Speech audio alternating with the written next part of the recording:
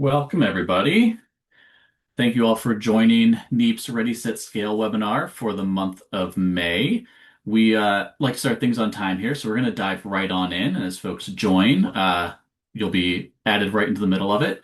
My name is David Smedick. I'm a senior manager on the technology and market transformation team here at NEEP. I'm down in Baltimore, Maryland, in the southern end of the Northeast region, as we call it, for NEEP. I'm going to go ahead and get us right into the housekeeping items for our webinar, and then we're going to dive into a quick overview of a recently released NEEP report, and then dive into a big panel discussion, which I know everybody is excited about.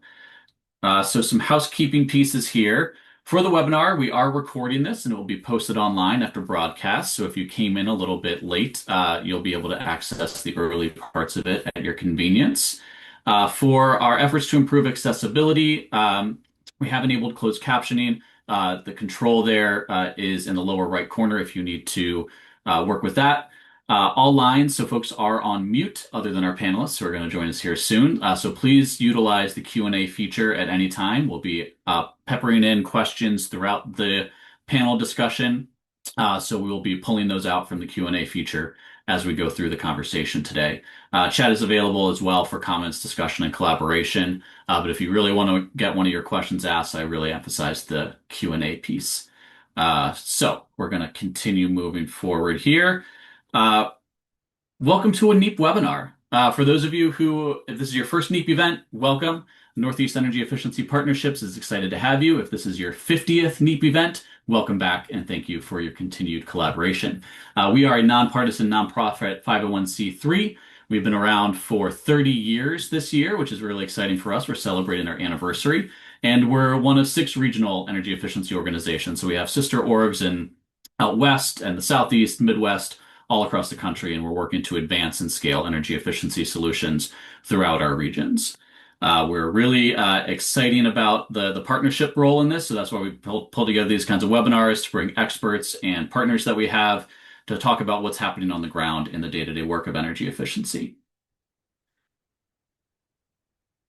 And our quick agenda today, this is like my favorite agenda slide of all time. It's right, simple, and straightforward to the point. I'm going to be providing a quick overview of a recently released NEEP report titled The Two-Way AC Opportunity in the Northeast. So how we are transitioning from one-way central air conditioners to heat pump technologies and how we can have both cooling and heating services provided in those homes.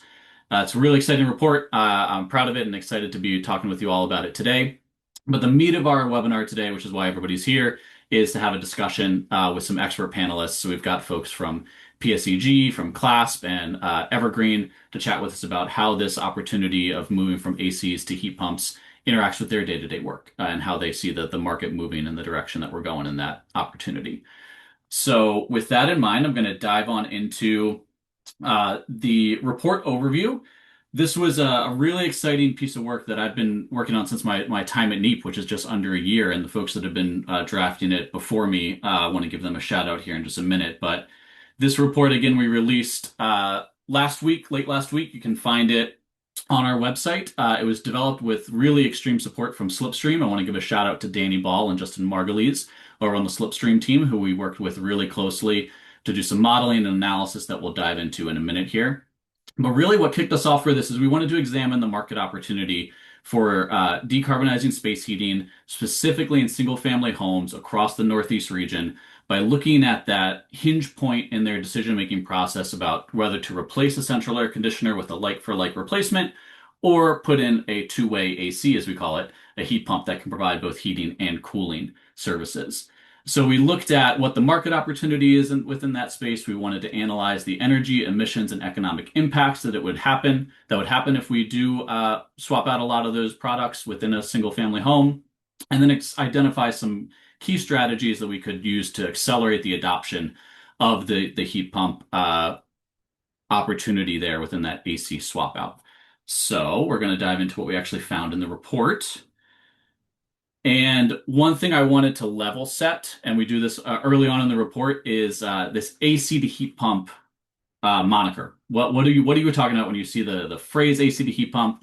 What are we talking about? And for our report, we really looked at what's this opportunity when a central air conditioner goes out of service or dies or needs major repairs and you want to actually replace it in a single family home, you could have the opportunity to do that like for like replacement, put in another central air conditioner that just provides cooling services, or put in a heat pump that can provide both the heating and cooling services. So when you do that process and you put in a heat pump instead of a central air conditioner that only provides cooling, you end up with two different kinds of HVAC systems from there on. You could either have a dual fuel system where you retain your fossil fuel furnace or your backup furnace for meeting some of the coldest parts of the year, or you can fully electrify your HVAC system and fully replace both the furnace and the one-way central air conditioner with a cold climate variable speed heat pump that can provide efficient heating services down in the cold temperatures that we experience in the Northeast in our winters. So you've got the dual fuel system or your fully electrified system as you're going through that AC to heat pump swap out process. The market opportunity in the Northeast is really large. We were excited to dig into these numbers and find that nearly 5 million homes, single family homes across the region, have central air conditioners and a centrally ducted forced air furnace, whether that's with fuel oil, propane, or gas. And that's an opportunity to remove that central AC again, put in a heat pump, and provide using the existing ductwork to go forward and provide that heat pump system in place of it. There are another nearly 2.5 million homes that have a forced air centralized furnace, but no central air conditioner. And as summers get warmer across the Northeast, we may want to see those folks opting into cooling services through a centralized system. That's an opportunity as well to install a heat pump instead of a one-way central AC. So a pretty big market opportunity. This is a really exciting place for us to move forward with efficiency solutions.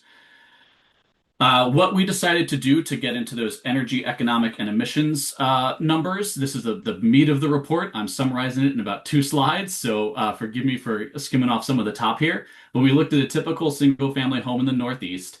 We wanted to evaluate what a single-stage heat pump installation would look like for replacing the central air conditioner, what a cold climate variable speed heat pump size to cooling, which means in our region that you would retain that backup furnace to meet the coldest temperatures in the winter, or a cold climate variable speed heat pump that can efficiently provide heating services for the entire home, and you can remove the backup system, so the fully electrified system.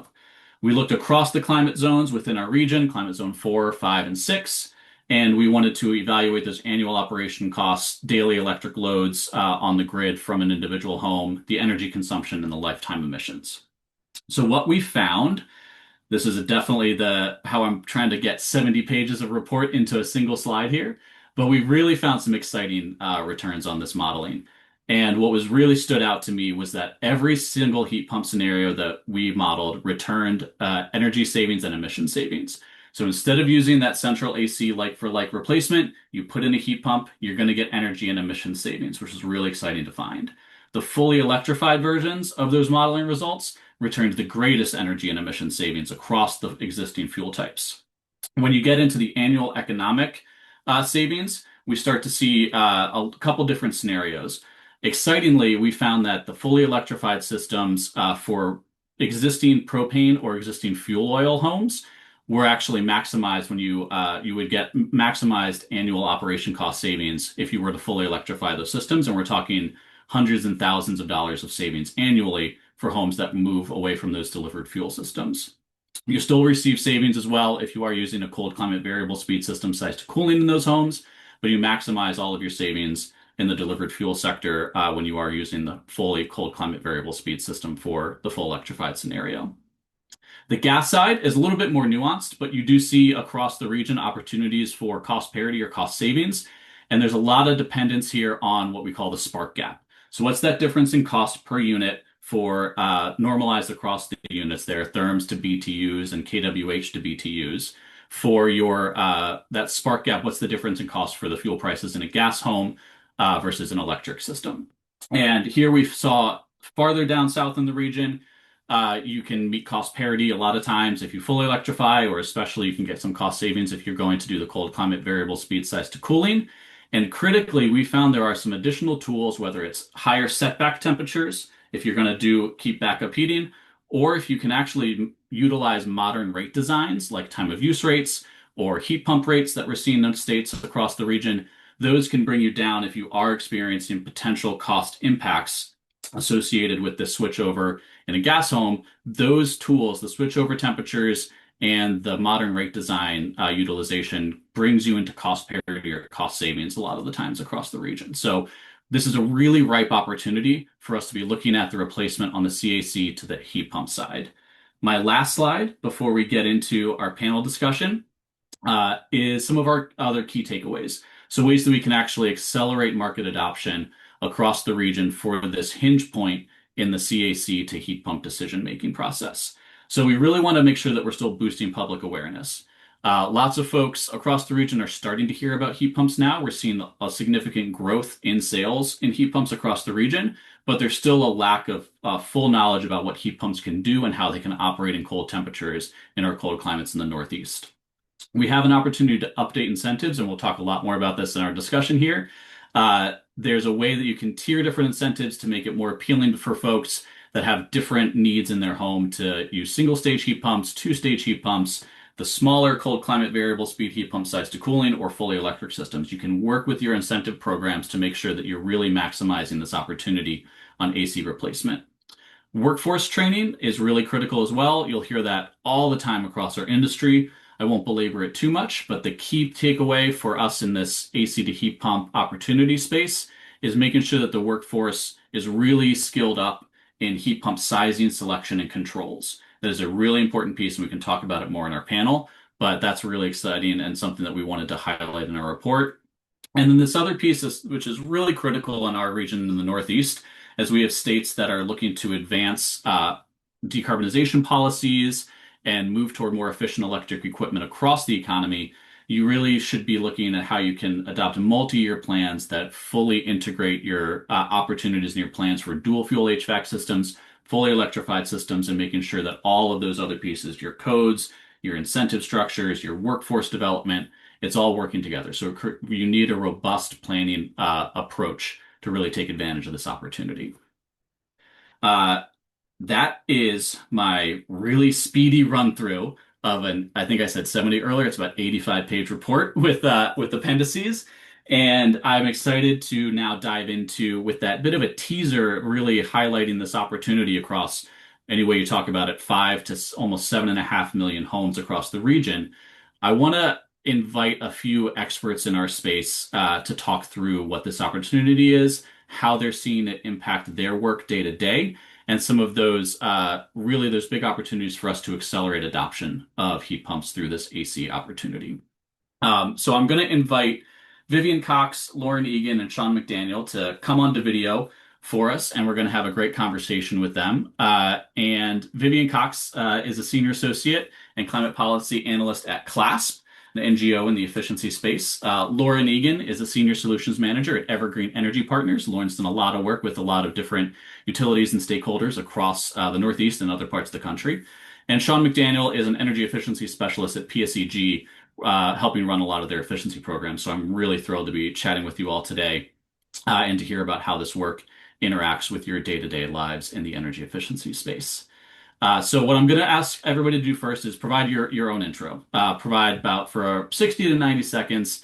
Tell us the organization you work with again, just kind of repeat what I just said, but I'd love to hear about your teaser into why you're here. How does AC to heat pump actually interact with you day to day? And then we'll dive into some more meaty questions. But Sean, you're already off mute. Would love to hear from you first, and then we'll go to Vivian and then Lauren. Sean Daniel. I work with P. Oh, Sean might have had an issue. We'll come back to Sean. He's Sean, you're having a little bit of a audio issue there, or some lag time. So we'll come back to you for your intro. We'll go to Vivian if you're good, Vivian. Sure, happy to start us off. So, as David said, my name is Vivian Cox. I am a policy analyst that works for CLASP, which is an international appliance efficiency nonprofit.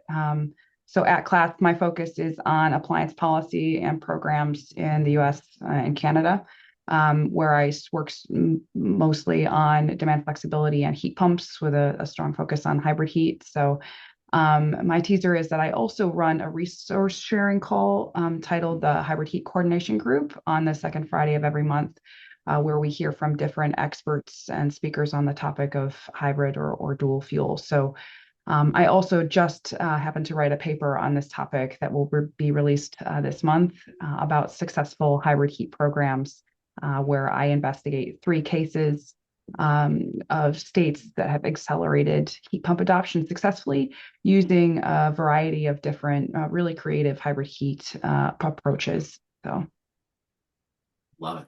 Thank you, Vivian. That's great. Lauren, you want to come on in? Yeah, hi everyone. I'm Lauren Egan. I'm based in Northwestern Vermont. I'm a senior solutions manager with Evergreen Energy Partners, which means I focus on emerging technologies and underserved markets. A little about Evergreen. Evergreen is an all virtual certified B Corp, and we specialize in building strong trade ally networks, training, market transformation, and implementation. We're active in multiple states across the US. And in the Northeast, some of our clients include the Energize Connecticut utilities and the Mass Save utilities. And I was asked to speak today because I participated in NEEP's AC2 Heat Pump Advisory Committee that helped write the paper or inform the paper that David just went over. And David also saw my presentation recently at ACEEE Hot Water Forums, which dove into our success implementing the Watt Smart Homes program for Rocky Mountain Power in Utah, Idaho, and Wyoming. So believe it or not, these states are actually very similar to the Northeast in their cold temperatures, housing challenges, capacity constraints, prevalence of natural gas, and spark gap, as David was just mentioning. So thank you to NEEP for allowing me the opportunity to share these learnings with my home region. Awesome. Thanks, Lauren. Sean, looks like you're done collision, so come on in and give us the We're quick good. intro. Yeah. Yeah, quick intro. Sean McDaniel. I work with PSE&G's Efficient Products team. I manage the PSE&G HVAC Instant Rebates program and the decarbonization pathway for the AIMS. Excited to talk with you all today on how PSE&G is making heat pump solutions more accessible, affordable through our program offerings. Love to dive into our 3 individual pathways, right? Our HVAC instant rebates pathway, our decarbonization pathway, and our whole home energy solutions. I can touch on a little bit and how we're incorporating that and really pushing for heat pump adoption through these programs. Happy to be here, and thanks, Need, for the invite. So happy to be here. Absolutely. Thanks, Sean. And thanks, Lauren and Vivian. Yeah, really appreciate it and sharing a little bit about your work. Excited to dive in with you all for like the next 40 minutes or so.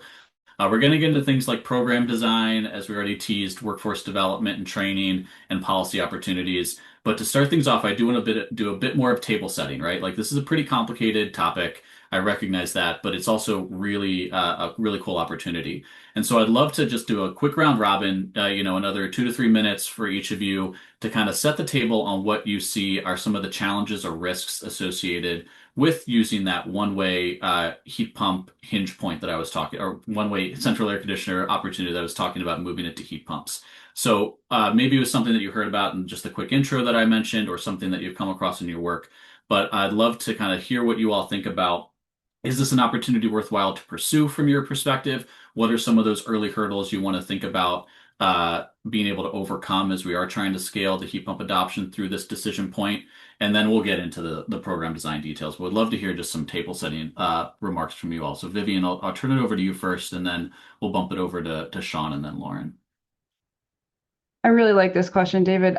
So I have a couple engineer friends who say all the time that they think that hybrids are a little bit silly from an engineering perspective, but they are honestly one of the strong benefits of them is that they are kind of a perfect stepping stone to move us towards electrification and increasing the efficiency of household heating and cooling. So I think that heat pumps, have a lot of benefits. With a strong rate design, they can help consumers by decreasing their energy bills.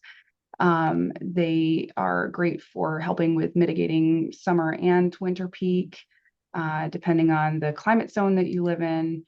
and they are known for ensuring consumer comfort in colder climates as well. So some of the barriers, and I think that we'll probably touch on a lot of these during today's discussion, include the upfront costs. That's something that even when life cycle economics are favorable, installation costs can be pretty prohibitive and can deter homeowners. I'll also mention that I think that there are some regulatory barriers that make it difficult to promote hybrid heat. So even though this is a great tool, sometimes it's out of reach depending on where you live and the regulatory scene that you're dealing with. So and I think maybe the last one that I'll just quickly mention is that there are a lot of incentives and rebates out there, but those can be inconsistent. Sometimes, you're starting to apply for one and you realize halfway through the process of filling out a ton of paperwork that, it's expired or the funding has run out, so it's not actually there, and maybe, a website wasn't updated correctly. So and I think the process can be, again, really prohibitively time consuming and confusing or overwhelming sometimes. So, yeah, I think that's my take. Great. Thank you, Vivian. Appreciate it. Sean, you want to jump in with some of your table setting as well as some of the opportunities and challenges? Sure. Yeah, I guess I'll start with some of the challenges I think that we faced with early on in launching our building decarbonization program. I think getting the buy-in from contractors, from an affordability standpoint, right? This is, larger projects, a lot more dollars they're investing kind of hanging out there. So kind of getting them to adopt this kind of building decarbonization pathway to introduce heat pumps has been pretty difficult. I think they've also had some kind of issues with integrated controls, right? Where it's a key point for where you're headed with you know, the AC to heat pump exchange stuff, right? I think the confidence level there with some of those folks is kind of had them back off a little bit on adopting this kind of stuff and knowing that they're putting out larger sums of money right on these installs, as well as from a customer standpoint. I think you touched on that too, about how it's just the cost of doing this. So I think we're in a good place with what we're doing. We're trying to make it more affordable and accessible to folks to kind of bring this stuff into homes, residential, and just kind of build some comfort around that stuff too. That's great. That makes a lot of sense, Sean. Thanks. And we'll dive into the PSEG program soon. But Lauren, I'd love to bring you in again as well to talk about some of those challenges and opportunities that you see at the top level. Yeah, I think Vivian and Sean did a great job covering a lot of the challenges. Integrated controls definitely bubbles up to the top a lot of the time with contractors. Yeah, cost. Usually with emerging technology, we see cost go down over time, and actually heat pumps have kind of had this perfect storm of the opposite thing happening. So that can be, dissuading to contractors who are taking a risk by potentially learning something new. Um, I think the benefits of doing this are really broad, much more than the challenges, I think. So it can offer customers fuel flexibility based on their goals or a dynamic energy landscape. It can offer contractor confidence, which I'll talk about a lot today, but essentially they're not having to put all of their go all in on their chips on electrification, which they may or may not understand quite yet. So it kind of, as Vivian mentioned, is a great stepping stone towards that opportunity. I think another opportunity and benefit here is during emergency replacement, it's really great to have that built-in heat backup. When your furnace goes down and it does need to be replaced, it's not that like, oh my gosh, I'm out of heat on the coldest day of the year. You have some heat coming from the heat pump, and it also allows that customer to think more holistically and realistically about what their future looks like, and not replace the inefficient furnace with an inefficient furnace because you need it that day. play.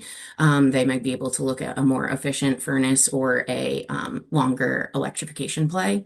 So I think it really offers kind of that contractor confidence and allows everybody to take a breath and think more holistically about the situation. That's great. That's great. Yeah, thank you all. Everything you shared makes a lot of sense, and it's a lot of similarities that we found across our research for the report that we released. I do want to pivot us. I think we can get into the deep dive, meaty parts of the conversation. One thing that I want to start us off with program design, and we identified that a critical tool to maximize those benefits that you were all just talking about and help overcome some of the challenges is really through smart and well-designed HVAC efficiency programs. Sean, you do this every day. How is PSE&G working their programs? How are you structuring them, especially on the heat pump side of things, to really take advantage of this opportunity where folks may be switching out of central AC and moving them into a heat pump instead? How are you all structuring that? It'd be great to hear some of the lessons learned and how you approached it. Yeah, so PSE&G has multiple pathways where we can kind of get, heat pumps accessible to folks, offer incentives for them switching, right? Our standard HVAC instant rebate pathway is offering kind of a tiered approach, a tier one for air source heat pumps, tier two for air source heat pumps, and then sort of a tier three for cold climates.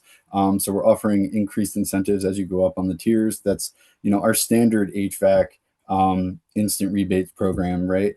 We're offering 0% interest on all of these programs, OBR financing or on-bill repayment financing for 7 years, and increased levels of that in extended payment terms for folks that are low to moderate income, right? That, are really in need of that help, right? Our building decarb pathway, fairly new. We launched it in August of 2025.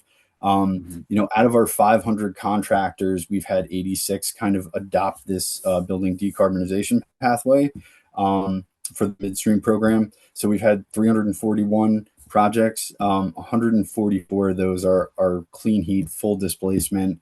So a good chunk of that is really just kind of full electrification.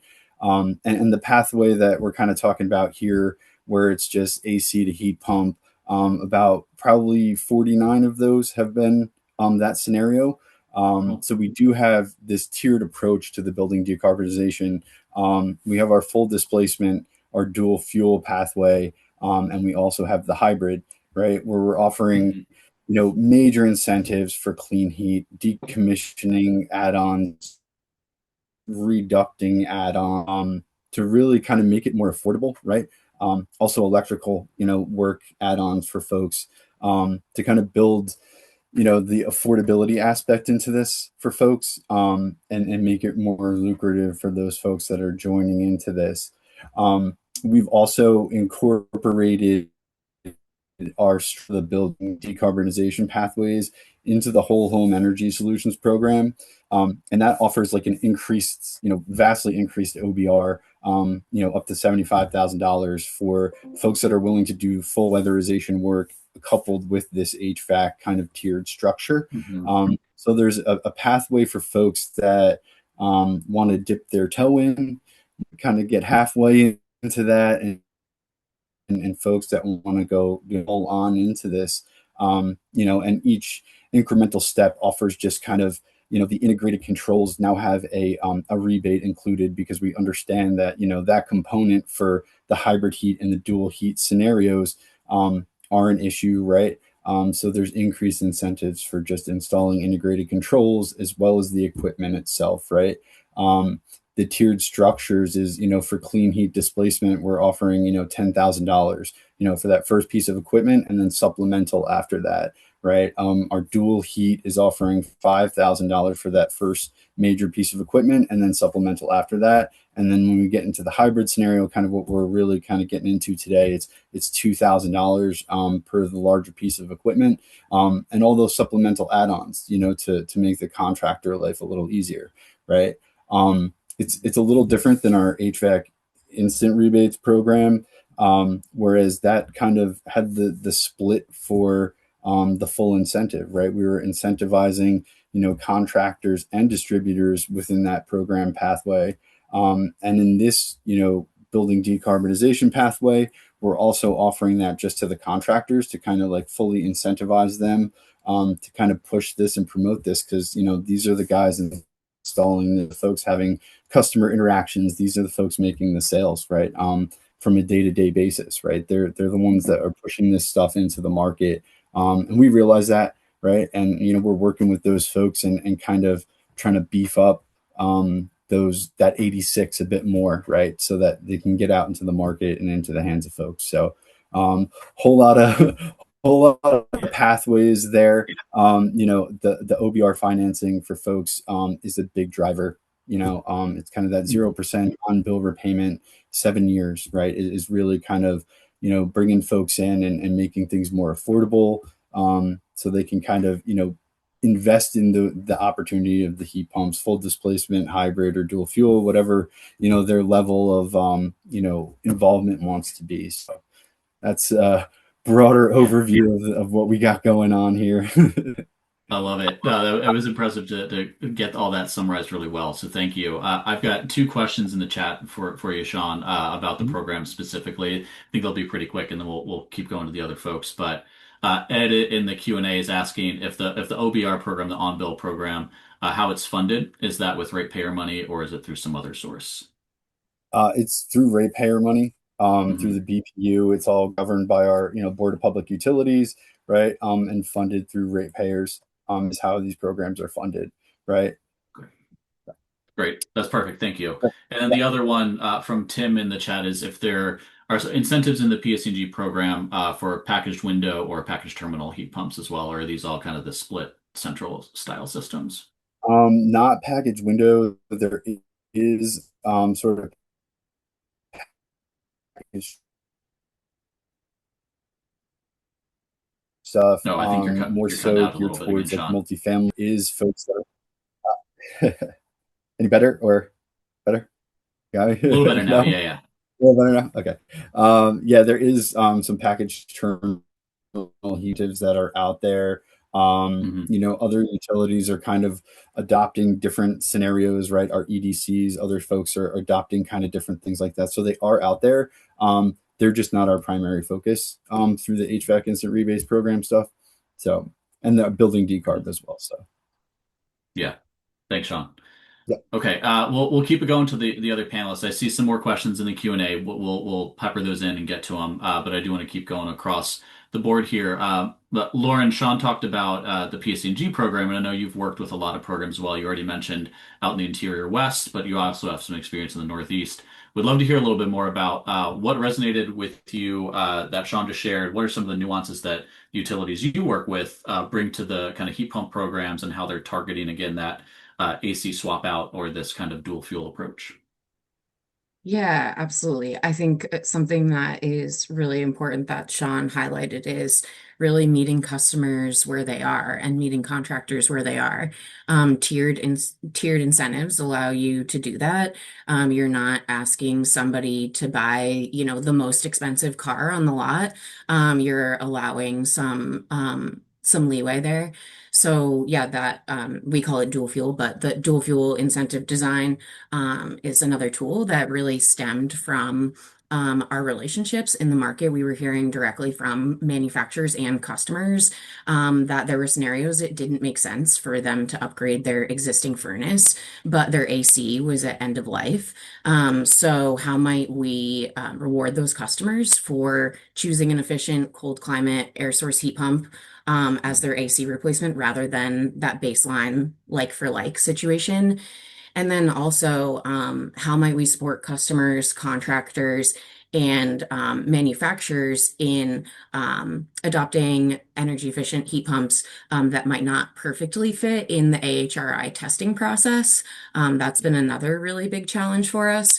So, a system gets a full rebate, which is $1,450 to the customer, $50 to the contractor if the system is considered AHRI rated, where all three major pieces of equipment, so the gas furnace, the heat pump, and the coil, are all rated on AHRI and listed on the AHRI certificate.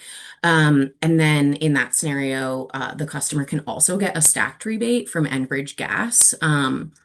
up to $1,200. And then we also have a lower rebate where we call it the non-AHRI qualifying, where AHRI may not have those three pieces of equipment tested together, but maybe one piece of equipment, the A coil usually is on the list. Then we would be able to give that rebate of $700 to the customer and then $50 to the contractor. So the structure allows contractors to have motivation and confidence while also increasing the customer satisfaction and decreasing application issues on the utility side. Additionally, it supports energy affordability in two ways. A customer can still receive the rebate if they can't afford to upgrade their entire heating system, like a furnace, at the same time. And as I mentioned before, it also offers some fuel flexibility for customers based on their choices or dynamic rates. That's great, Lauren. That makes a lot of sense. And the that HR rated, and then the way that you all are approaching that with the program, that is, at least from my landscaping, is pretty unique and a really interesting opportunity, and something honestly we could probably spend another hour webinar talking about the HRI system for that. There is a question from Daniel that you may or may not have the answer to. How do you get a SEER2 or an HSPF2 rating for savings calculations if they're not a match system, if they don't have that AHRI rating? I personally don't know the answer to that. We can look into it a little bit more, Daniel, but I'll let folks from the panel if you have any thoughts on that. I don't exactly know, but we do have minimum SEER2 and HSPF2 ratings. Hmm. And we do require that the heat pump be included on the AHRI list. It might just Hmm. not be listed as a system with other Hmm. pieces. So hopefully that answers the question. But if folks have additional questions, they can always follow up with me and I can ask our amazing program staff. I'm definitely not the only person who works on this. There's like 20 plus people who are supporting this, even to like boots on the ground outreach. So I can always provide more detail if you follow up via email. Thanks, Lauren. Appreciate it. Wonderful. Okay, I want to keep going on the program thread here because Vivian, you teased in your introductory remarks and your level setting, teased a report that you're about to release. And so I know you've done some deep dive research into these pieces. What's been standing out to you in terms of program design for heat pump deployment that can really take advantage of this AC to heat pump hinge opportunity? This is another good question, and I'm going to try to quickly speak to a couple different examples, as there are just so many good ones to share. For the paper that I just wrote, I looked at programs in several states, including Minnesota and Massachusetts. So Minnesota is a really strong example of a state with great overall programs. They have an incredible variety of different programs for hybrid heat. So um, Minnesota, I'll note too that they have successfully passed legislation enabling fuel switching promotion, which has unlocked the potential for what they can do in terms of incentives. And this also goes really well with their state mandate for utilities to achieve annual energy savings targets. I believe it's 1 to 1.75%. And so the state also allows both utilities to count total savings for certain dual fuel efficient fuel switching applications, which creates a strong incentive for utilities to promote heat pumps, including in a hybrid configuration.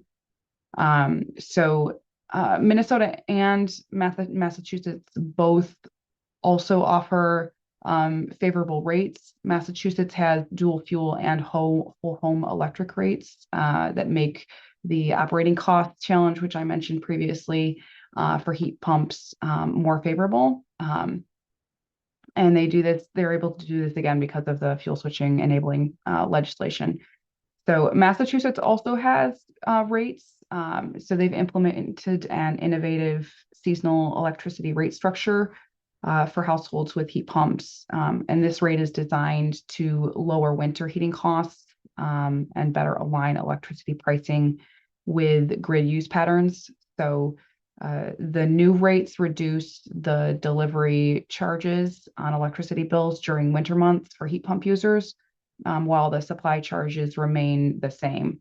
And because heat pump households on average use significantly more electricity than those who heat with fossil fuels, the fixed costs of electricity delivery are distributed across like a larger volume of electricity, which lowers the effective delivery rate. And by lowering these charges in winter when the grid is not capacity constrained, heat or less capacity constrained, heat pump users see a 40% reduction in heating costs relative to using the standard rate in Massachusetts, which is pretty impressive. So on the financial support side, I think Lauren mentioned some incentives, so I'll just touch on this quickly, but there's some strong ones out there. And Minnesota also has a comprehensive platform for navigating the bevy of rebates and incentives that they offer. So the platform also is really useful in that it pairs homeowners with qualified contractors through a find contractor tool, which centralizes and simplifies the process for getting financial help. Again, that's another burden that I mentioned, or a challenge that I mentioned, that can be a little bit overwhelming to homeowners. And to put icing on this cake, Minnesota Air Source Heat Pump Collaborative just released a step-by-step guide. And I think there might be a link that I shared with that that has information and resources for homeowners on navigating the process of getting a heat pump. So, and I don't want to forget about contractors. The Minnesota Air Source Heat Pump Collaborative also provides resources and trainings. I think they have regular lunch and learn sessions for contractors on how to approach load calculations, equipment selection, system controls, and other things. So, and those have proven to be really well attended and really helpful to the contractors that are trying to learn how to correctly install hybrid systems or heat pumps in a hybrid configuration. So, That's great, Vivian. Thank you. And really, really interesting stuff. The you all were mentioning and teasing some of the workforce stuff. So we're going to pull on that thread a little bit more here in just a second. There are a couple other questions in the chat that I want to bring up. There's one toward the paper author team, so I'll try to answer this one quickly, but it's related to program design, asking about if and when it maybe makes sense to more phase away from supporting standard heat pumps, your single or two-stage systems, and focusing only on the cold climate variable speed systems. And we're starting to see that across, especially in the Northeast, a bigger focus on the cold climate variable speed. One of the reasons that we talk about in the paper, if a program is still interested in providing incentives for some of the single or two-stage, some of the reasoning that, at least from our modeling results that we see, you still do receive savings in both energy and emissions as you move down to even just a single or a two-stage system. And the upfront cost to move to a single or two-stage heat pump system versus a cold climate variable speed, that delta is a little bit closer. So you might be able to really encourage somebody with even a smaller rebate or incentive program to move to a heat pump and capture some savings in your program if you want to do it that way. So there's a little bit of discussion there. I love cold climate variable speed. They're super efficient. You get bigger energy and emission savings, but that's some of the discussion that we had through that program design piece in the paper. Another follow-up question on the on-bill financing piece for PSE&G is if it's a pay-as-you-save model. That was one question, Sean. I don't know if you have an answer to that one. No, it's not a pay as you save. It's allowing customers to finance the complete project over the course of 7 years on their on-bill repayment. The standard HVAC piece is up to $25,000. The building decarbonization goes up to $50,000, so that's the cap. And then if they go the whole home energy solutions program pathway, air sealing installation, additional home upgrades, as well as the HVAC components, that'll go up to about $75,000. So that's the cap on the cap tiers for those as well. But it is for the entirety of the project, paid out through their monthly bills. Mm-hmm. That's great. Thanks, Sean. Okay, I want to move us into a little bit of some workforce pieces, but there's one question that's popping up a couple times regarding the terms that we're using. And I admit I do this a lot. I interchange things like AC to heat pump, like hybrid approach, dual fuel. And so I'm curious if you all have kind of that, again, definitional approach to, is there a difference in your perspective between hybrid versus dual fuel? For myself, I would say when I reference dual fuel, I refer more to an AC to heat pump style approach where you have an existing furnace retained rather than installing a new furnace. A hybrid approach for me is something more where you're installing two new pieces of equipment. A dual fuel is something where you're retaining the backup furnace that you already had and installing heat pump. So that's just my personal approach to it. But I have not, one thing we didn't find a consistent definition, at least when we were doing our research, but I don't know if other folks have a quick chime in on that. I would say it's not consistent. So, like, if you are talking to somebody in the industry, or a friend or a contractor, like, be specific about what you're talking about because everybody Yeah. uses different terms, unfortunately. I'll mirror that, and I think that the conversations I've had with folks, it's very much used pretty interchangeably, or it depends on the individual. So I think Yeah. that's my experience too. Yeah, same here. Yeah. Our hybrid is really geared towards, like you were saying, David, that additional piece of equipment. Dual Mhm. heat is really retention of that fossil fuel, right? And integrating cold climate air source heat pump into that. And then full displacement is obviously full electrification. So That's great. Thanks, y'all. Glad to hear that we all agree there's inconsistency. So that's always helpful. Um, okay, great. I want to move us into some workforce stuff and then we'll close with a couple of policy pieces maybe. This is actually a little bit possibly tied to Matt Christie's question in the chat. I don't know if it'll be an exact answer, Matt, but we can do some follow on if we need to. So there is this kind of key piece when it comes to both workforce and operation of the systems. And so is the workforce being upskilled to be more comfortable with heat pumps? How are they, Sean, you alluded to a little bit some of those dual fuel controls that are necessary in this system. And so maybe the dual fuel controls can help get after the issue that Matt's raising in the chat, where the heat pump might actually not be even used for heating or used in the same and maximized for heating in the way that it could be. And so I'd love to hear from you all a little bit. And Lauren, I'll start with you because I know that you've done some workforce pieces with your work out in Rocky Mountain Power. But how are we getting the heat pump workforce more ready to install the install the products, and educate the homeowners on how to use it best? Yeah, definitely. So, the exciting thing is that there is momentum for this. It has been increasingly positive, the interest in this type of heat pump, but it hinges on contractor confidence. Once the utility has the contractor's trust, there's a huge opportunity for increased adoption.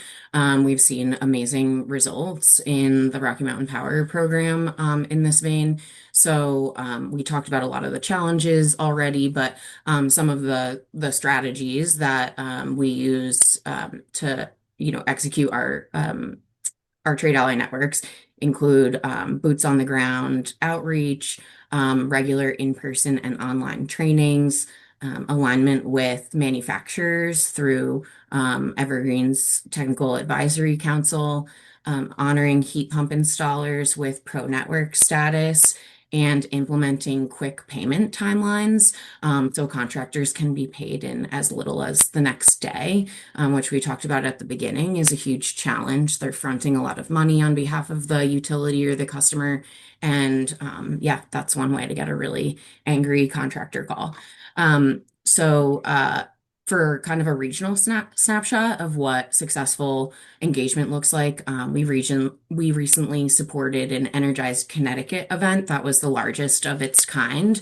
We brought together 43 distributors, 88 installers, 11 product reps, and 42 program implementers at a breakfast, and kind of talked through all of the programs, answered questions, did raffles. Folks walked around and talked to manufacturers about the equipment. So that level of turnout really reflects that growing momentum, and shows that when incentives and training and contractor confidence all line up, that those AC and heat pump swaps can gain real traction in the HVAC industry. Yeah, I think in terms of operation of heat pumps, that's very training focused. It's also very regional focused and home focused. If a customers are cost savvy. If they run their heat pump and it's really expensive, they're going to react to back to their fossil fuels. But a lot of those evaluations have also shown that over time, folks use the heat pump more once they're able to tweak and understand how the systems are working together. So I have a lot of confidence in customers as they learn to use their heat pump more, and also as we make dynamic rates, like Vivian mentioned, making that kind of cost question easier for customers to get through. That's great. Thanks, Lauren. I've got at least like two more questions in my mind, our final 10 minutes here. So, Sean, I want to see if you have any add-ons that you want for the workforce side of things. 'Cause I know that you mentioned it beforehand, and PSNG as a trade ally network. And you might even be able to touch on Ted's question in the chat, which is talking about how to educate, making sure that the contractors are educated and that they can educate the consumers on that crossover temperature and the switchover points. So I'm just curious if you have any thoughts on that or any additional pontificating on the workforce side of things. Yeah, so to really beef up the Trade Ally Network, we have a workforce development program where our trade allies can post open job positions. We'll help them identify potential candidates through the interview process, assist with placement. We'll do on-the-job training where we'll cover the cost of the training, potential employment, just to get them some qualified folks, or at least get them, up and running and started. We do provide manual J DNS trainings, right, to kind of build some more confidence around that. We have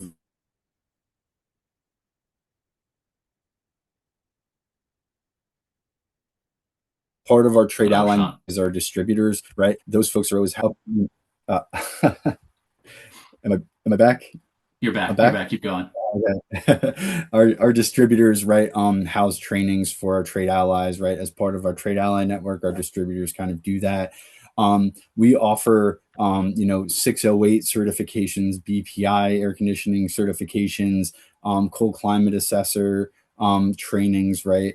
And just a pathway to get those kind of certifications that align with the building decarb enrollment, so that we can kind of push them into that confidence of the next level, for a building decarbonization pathway to get this equipment, and feel confident that they can sell it to customers, that they can identify the right customer, right? I mean, that's a key component to this, is finding the right fit, and not just selling it to sell it and sell it to the appropriate people. As well as digital library resources, and if folks are interested in MBWE certification, will offer $1,000 incentive to help get them that certification and licensing, right? So we have a ton of programs like that to kind of work around our trade ally network and build them up and beef them up to be ready for these kind of things, and kind of get them into that building decarb pathway, right? Because as you see, like we were touching on, some of the standard equipment phasing out, right? I think we're kind of, as Central AC phasing out, at least for us in New Jersey, right? Like there's only, the rebate incentive is going to be offered for, the more technical pieces of equipment that folks need the capacity to build on, and they need the right people to kind of be out there selling this stuff, installing this stuff, and connecting with customers. So That's great. Thanks so much. And I'm going to turn for our last area. Vivian, I'm going to turn to you because I know that you've done a lot of work on this, and CLASP is one of the experts really across our industry when it comes to policy work as well. And so would love to hear you teased a little bit of, some fuel switching opportunities. Maybe there's opportunities for codes. I just got an email, shout out to the Building Decarbonization Coalition. They emailed me before this and highlighted, I think it's 12 to 15 jurisdictions in California have some kind of AC to heat pump code. And those are popping up more. So Vivian, I'd love for you to kind of close us out with some what's on the horizon for policy. How can people maximize the opportunity for AC to heat pump swaps in the policy world? Thanks, David. As you know, CLASP is a policy-focused organization, so this is right up my alley.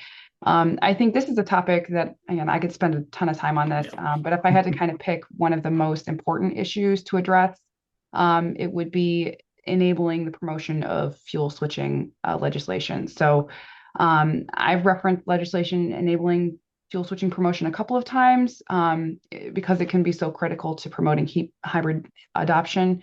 But without enabling this, a state could potentially be preventing itself from taking advantage of favorable rates, mandates to consider AC to heat pump in new builds, Mhm. rebates and incentives targeted specifically at improving the cost economics of hybrid systems, to name a few. So, and I want to highlight about this that I think this doesn't have to be a really comprehensive legislative rewrite. I think sometimes you say policy changes and folks can be put off by this.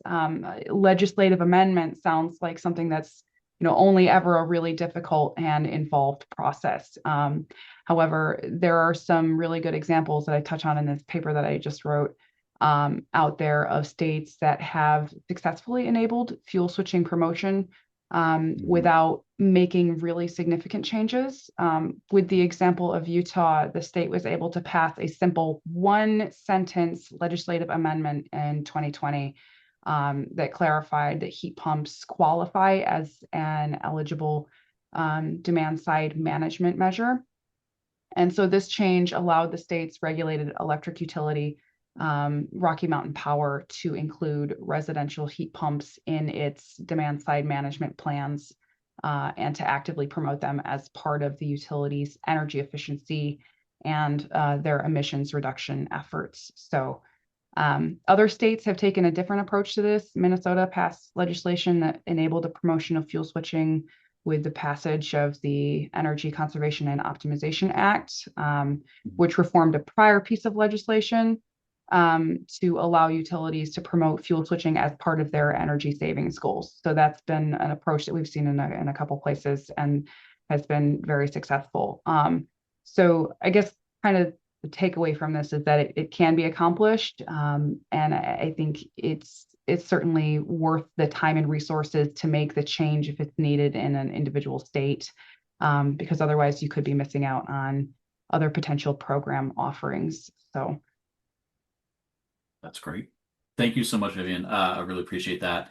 And I think we've got a couple minutes remaining here. I actually have a couple closeout remarks, but if I will give you all one more chance, if you have, your 20-second takeaway, what's one thing you'd want people to come away with from this conversation? Because there's lots more we could talk about, but I'll let you all dive in if you'd like.